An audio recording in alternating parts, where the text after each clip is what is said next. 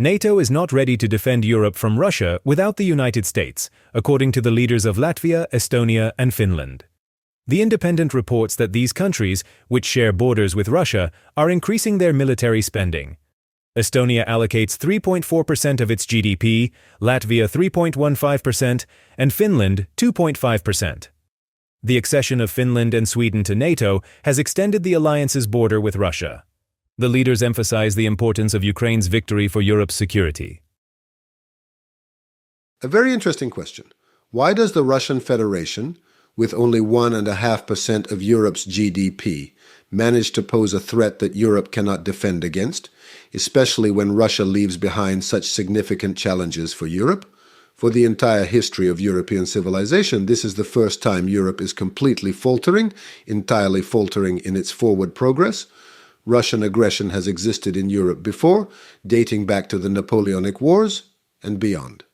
But for the first time in all of Europe's history, it seems unable to counter Russian aggression. How did this happen?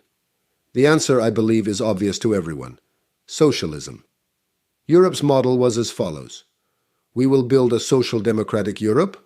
America will protect us for this, and we do not believe that Russia will ever attack us because a new era has arrived. Peace, friendship, and unity. It turned out that this measure of goodwill was a fiction, much like the fiction of social democracy. This program brought nothing but countless unresolved issues, including illegal migration and its associated problems. Even now, despite numerous warnings, including from Trump, Europe remains unprepared to defend itself against Russia. It would take decades to build such readiness, but Europe does not have decades.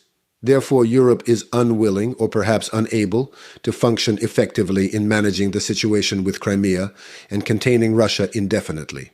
5 years, 10 years, 20 years, until Ukraine is worn down. Without Ukraine's resilience, Russia would have pushed further. In the meantime, Europe lingers in its lethargic slumber. Trump, of course, irritates many because he disrupted the tacit expectation that America would protect Europe while Europe continued indulging in its social democratic policies.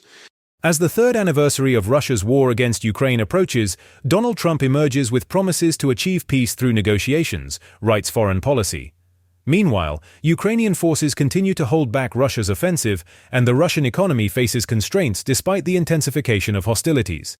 Key experts emphasize that Ukraine's success will strengthen Europe, but historically, concessions of territory to Russia have not led to lasting peace.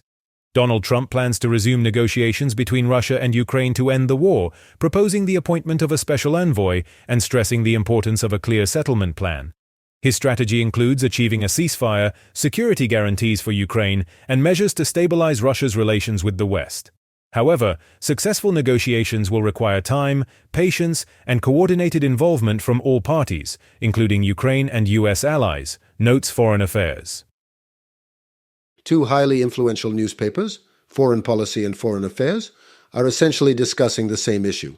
There is no clear way out of the current situation that involves paying off the debt, so to speak. What is meant is that Ukraine cannot continue the war indefinitely, no matter how much Europe might want it to. Europe itself lacks the ability to defend itself effectively. Meanwhile, the United States will be preoccupied with managing its relationship with China, which is far more significant to America than St. Petersburg. The proposed solution to this situation is to sacrifice territories in exchange for peace. However, as Foreign Affairs rightly notes, this will not bring peace, neither historically nor logically.